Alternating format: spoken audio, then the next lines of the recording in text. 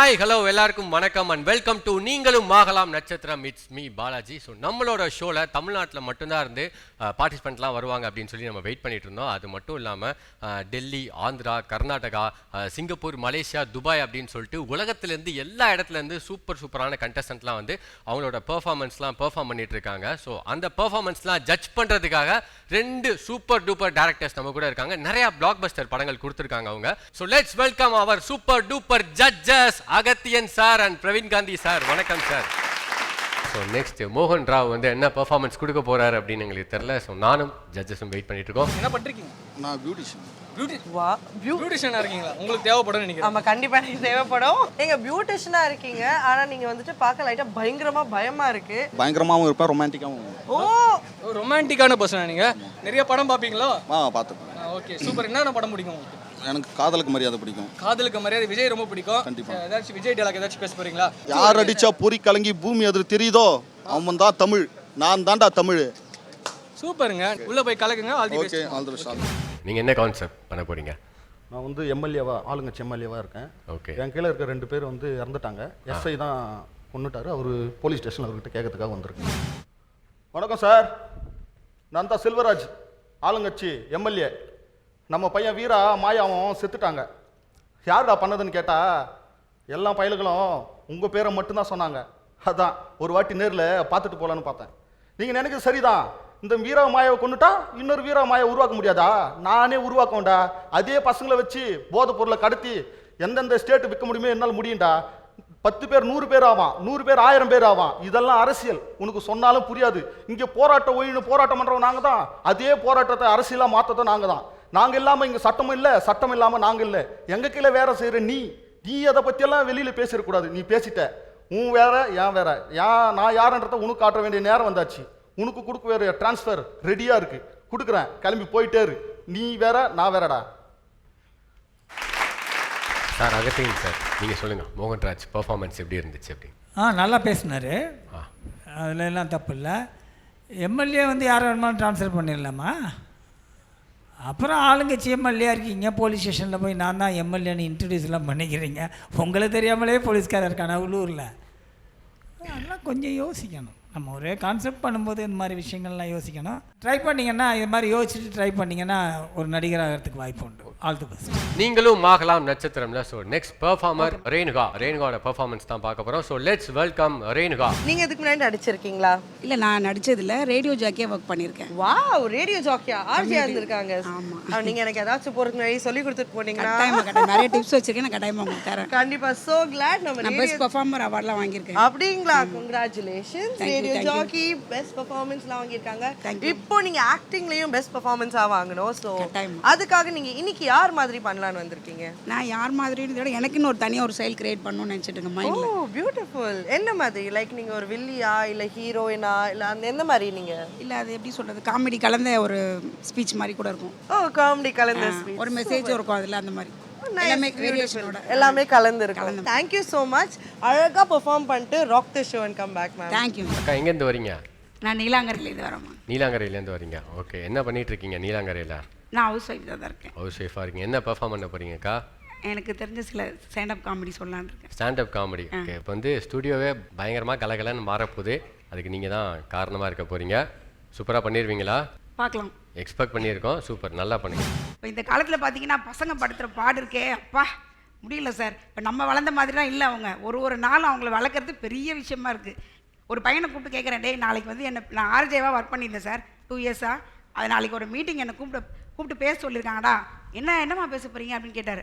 இல்லைடா, இன்றைய காலத்தில் இளைஞர்களோட பொறுப்புகளை பற்றி பேச சொல்லியிருக்காங்கடான்னு சொன்னேன். உனக்கு என்னடா பொறுப்புன்னு எதாவது தெரியுமாடா உனக்கு அப்படின்னு அவனை பார்த்து கேட்டேன் சார். உடனே அவன் சொல்கிறான், அம்மா எனக்கு வந்து ஸ்கூலுக்கு போகணும், அது எந்த கல்ல வைக்குதுன்னு சொல்லிட்டு உடனே சொல்லுங்க, நான் வாங்கி கொடுத்து உடனே கிளம்பிடுறேன் அப்படின்றான் சார். அந்த மாதிரி இருக்குது இந்த காலத்தில். பசங்க பொறுப்புனா என்னென்னு தெரியாமல் கூட சில பேர் இருக்காங்க. அதை வந்து சொல்ல வரேன்.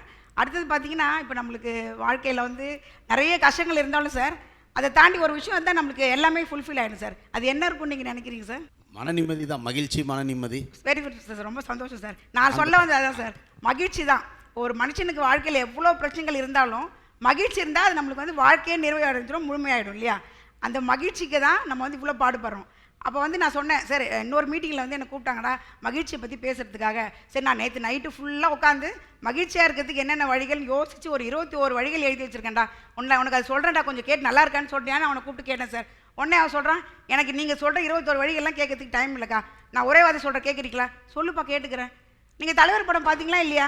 பார்த்துருக்கேன்டா. எங்கள் தலைவர் வந்து உட்காந்து கெத்தா சேரில் உட்காந்து மகிழ்ச்சி அப்படின்னு சிரிச்சாருன்னா அந்த இடமே ஃபுல்லாக மகிழ்ச்சி ஆகிடுது. அப்புறம் நீங்கள் 21 வழிகள் எழுதி வச்சுருக்கீங்க அப்படின்னு என்னை பார்த்து கேட்குறேன் சார். ரொம்ப அதிர்ச்சி ஆகிட்டேன். அடப்பாவி, நான் நைட்டு ஃபுல்லாக உட்காந்து 21 வழிகளில் ரொம்ப பாடுபட்டு எழுதினேன், நீ ஒரே வார்த்தையில் முடிச்சியடா அப்படின்ட்டு. அந்த மாதிரி எதுக்கு சொல்லணும், இந்த காலத்தில் பசங்க படுத்துகிற பாடு ஒவ்வொன்றும் அந்த மாதிரி நம்மளை கேட்குற கேள்விகளுக்கு பதில் சொல்ல முடியல சார். ரெண்டாவது, எனக்கு மனசுக்குள்ளே ஒரு சின்ன ஆசை சார், அது உங்ககிட்ட சொல்லலாமா சார்? 16 வயதிலே படம் வந்து யாரை வச்சு சார் எடுத்தாங்க? ஸ்ரீதேவி வச்சு எடுத்தாங்க. அதே மாதிரி 36 வயதிலே படம் ஜோதிகா வச்சு எடுத்தாங்க. எனக்கு மனசுக்குள்ளே ஒரு சின்ன ஆசை சார். அதே மாதிரி 46 வயதிலே படம் ரேணுகா வச்சு எடுக்கணும் அப்படின்னு சொல்லிட்டு. சரியா, அது ஒரு சின்ன ஆசை, அதை சொல்கிற தப்பாக எடுத்துக்காதீங்க. அதை தாண்டி என்னென்னா, இந்த மாதிரி ஒரு நம்மளை சுற்றி நிறைய சந்தோஷங்கள் இருக்குது. எனக்கு மனசில் இருக்கு சார். பிரவீன் காந்தி சார் சொல்லுங்கள், அக்காவோட பெர்ஃபார்மன்ஸ் எப்படி இருந்துச்சுன்னு சொல்லுங்கள். பதட்டம் இல்லாமல் நல்லா வேணுங்கிற அளவுக்கு ரேணுகா பண்ணிட்டாங்க. 2 லெஜண்ட்ஸ் முன்னாடி பண்ணதே எனக்கு பெரிய பெரிய ஹாப்பி சார். என்னென்னா, அது இங்கே கொஞ்சம் நடிப்போட பண்ணாதான் நம்ம இங்கே வந்து நட்சத்திரமாக அது மின்னுமான்றது தெரியும். சரி. இப்போ ஆனால் ஸ்டாண்டப் காமெடிக்குன்னு யாராவது உங்களை பார்த்து எனக்கு ஆங்கர் ஆகணும் கூட ஒரு பெரிய ஆசை சார். அதான் அந்த மாதிரி ஏதோ ஒன்று கிடைக்கிறதுக்கு வாய்ப்பு இருக்குது. வாழ்த்துக்கள். ரொம்ப நன்றி சார். தேங்க்யூ. நீங்களும் மாகலாம் நட்சத்திரம்ல நெக்ஸ்ட் ஜெயராஜ் அவரோட பெர்ஃபார்மன்ஸ் தான் பார்க்க போகிறோம். So let's welcome Jayaraj. எங்கேருந்து வரீங்க? ராஜகம்பீரம், மானாமரை தாலுகா, சிவகங்கை மாவட்டம். Okay, super. நீங்கள் என்ன பெர்ஃபார்மன்ஸ் பண்ண போகிறீங்க? அதாவது பயம், அந்த வெறுப்பு, ஓகே, அந்த ஒரு சில இதுகளாக இருக்கும். ஓகே, அதை நம்ம மொத்தமாக நடித்து காமிக்கிறப்ப போது அதை மட்டும் காமிச்சிட்டோம்னா டைரக்டர் சார் இருந்து ஒரு அவார்டு வாங்கின மாதிரி இருக்கும். அந்த நவரசத்தை நீங்கள் காமிக்க போகிறீங்க. அதை நான் சொல்லக்கூடாது, அவங்க சொல்லணும். அதுக்காக அந்த வார்த்தையை நான். சரி, ஓகே, பண்ணுங்க. ஆல்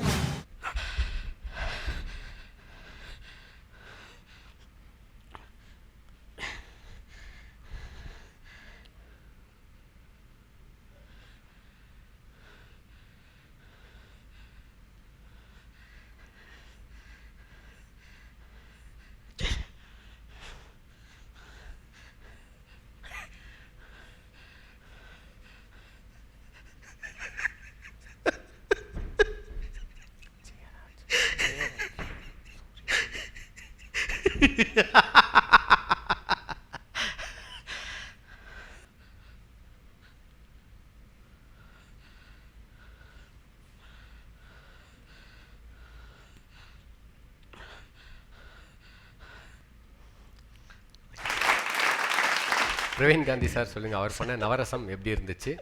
ராஜகம்பீரமா? ஆமாம் சார். ஒரு கம்பீரமே இல்லாமல் வராருன்னு பார்த்தேன். பரவாயில்ல, நவரச நாயகனை வச்சு படம் எடுத்த சார் முன்னாடியே நவரசத்தையும் காட்டிட்டீங்க. ஆனால் பரவாயில்ல, டைலாக்லாம் எதுவுமே பேசாமல் எல்லா ரியாக்ஷனையும் ஒரு ஓரளவுக்கு பார்க்குற அளவுக்கு பண்ணிட்டீங்க. நிச்சயமாக ஒரு பாராட்டு உண்டு.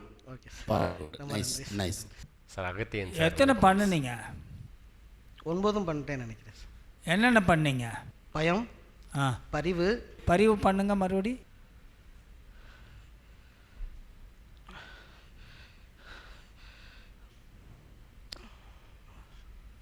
அடுத்து அன்பு காட்டுங்க.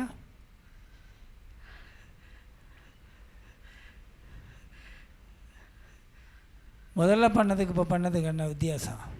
பரிவுங்கிறது ஒருத்தங்கள கஷ்டத்தில் இருக்கிறவங்கள பார்த்து பருன்றது பரிவு சார்.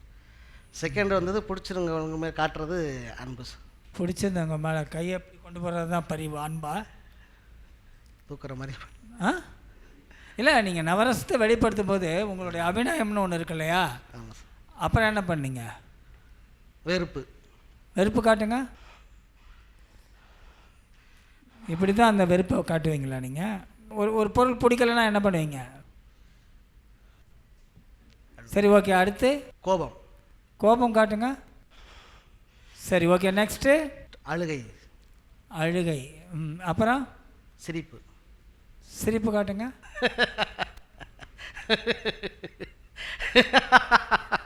அவரை பார்த்து சிரிங்க. ஏன் இப்போ வேறு மாதிரி சிரிக்கிறீங்க? முதல்ல சிரிப்பை வேறு மாதிரி காட்டுனீங்க. ஸ்டேஜில் காமிக்கிறது சிரிப்புங்கிறது இல்லை, கொஞ்சம் இல்லை. ஒரு மனிதரை பார்த்து சிரிக்கிறதுக்கும் நீங்கள் சிரித்ததுக்கும் என்ன வித்தியாசம்னா, நவரசங்கிறது ரொம்ப முக்கியமான ஒரு விஷயம். நவரசம் காட்டுற முகபாவம் உள்ள ஏதாவது ஒரு பாட்டு பார்த்துருக்கீங்களா? தில்லானா மோகனம் தில்லானா மோகனம் சார் பார்த்தேன். நவரசமும் அப்படின்னோடனே பத்மினி ரியாக்ட் பண்ணுவாங்க இல்லையா? அதில் வரும் பார்த்தீங்களா 9 உணர்ச்சிகளும். ஆமாம். அது உங்கள் ஞாபகத்துக்கு வருதா? அதுக்கும் நீங்கள் கொடுத்த உணர்ச்சிக்கும் கொஞ்சமாவது சம்மந்தம் இருக்கா? இப்போ சொன்னதுக்கப்புறம் ஞாபகம் வருது சார். சொன்னதுக்கப்புறம் ஞாபகம் வருது. செஞ்சீங்க, சரியாக செய்யலை. அது சரியானது அப்படின்னு நான் சொன்னேன்னா நான் தப்பாக இருப்பேன் இல்லையா? அதனால் அது சரியில்லை. நெக்ஸ்ட் டைம் சரியாக பண்ணுங்கள். All the best. Thank you sir. School character பண்ண போறீங்களா? இல்லை மேடம், மிமிக்ரி கலந்த ஒரு காமெடி ஆர்டிஸ்ட். ஓ நைஸ். ஆனால் நீங்கள் பார்க்க ஒரு ஸ்கூல் பையன் மாதிரியே இருக்கீங்க. ஸோ உங்கள் பேர் என்னங்க? என்னுடைய நேம் புகழேந்திங்க மேடம். பெரம்பலூர் டிஸ்ட்ரிக்ட்லேருந்து வந்துட்டு. ஓ பெரம்பலூர்லேருந்து வந்துட்டு இருக்கீங்க. சூப்பர். ஸோ இதுக்கு முன்னாடி நடிச்சிருக்கீங்களா? இல்லை நடிச்சது மேம். நம்ம யூடியூப் சேனல் பண்ணிகிட்டு இருக்கேன். ப்ளஸ் மிமிக்ரி ஆர்டிஸ்ட் அட்டன் பண்ணியிருக்கேன். ஆடிஷன் நிறைய அட்டன் பண்ணியிருக்கேன். இன்னைக்கு ஏதாச்சும் மிமிக்ரி எங்களுக்கு கொஞ்சம் காமிக்கிறீங்களா? யார் மாதிரி பேச போறீங்க? நிறைய வயசு பேசுவோம். சிம்பு மாதிரி என்ன பண்ணிடலாம் மேடம்? சூப்பர். நம்ம சிம்மு மாதிரி பேச போறாங்க. All time favourite. பேசுங்க. வாழ்க்கையில் யார் ஃபஸ்ட்டு வரங்கிறது முக்கியம் இல்லையா, லாஸ்ட்டாக யார் ஃபஸ்ட்டு வரங்கிறதான் முக்கியம். வல்லவன் வரையா. Wow super super. All the very best. நீங்க உள்ளே போயிட்டு அப்படியே கான்ஃபிடென்ட்டா இதே மாதிரி பேசுங்க, பயப்படாதீங்க. என்ன பெர்ஃபார்ம் பண்ண போறீங்க? சார் ஒரு மிமிக்ரி கலந்த ஒரு ட்ரெயினில் வந்து ஒரு ஆக்டர்ஸ்லாம் போகிறாங்க. அந்த இடத்துல என்ன நடந்திருக்கும் அப்படிங்கிற மாதிரி சின்ன ஒரு கான்செப்ட். உங்களோட பெர்ஃபார்மன்ஸ் பார்க்க வெயிட் பண்ணிட்டு இருக்கோம். ஸ்டார்ட் பண்ணிடுங்க பெர்ஃபார்மன்ஸ். நல்லா பண்ணுங்க.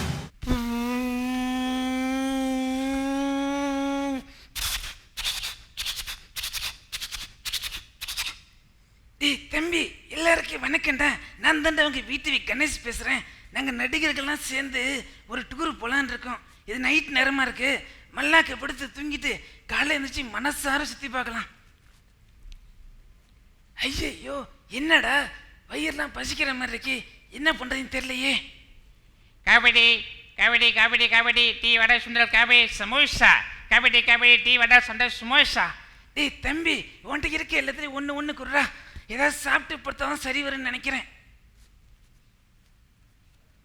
அப்பாடா வயிறு ஃபுல்லாகிடுச்சு, நல்லா தூங்கலாம்.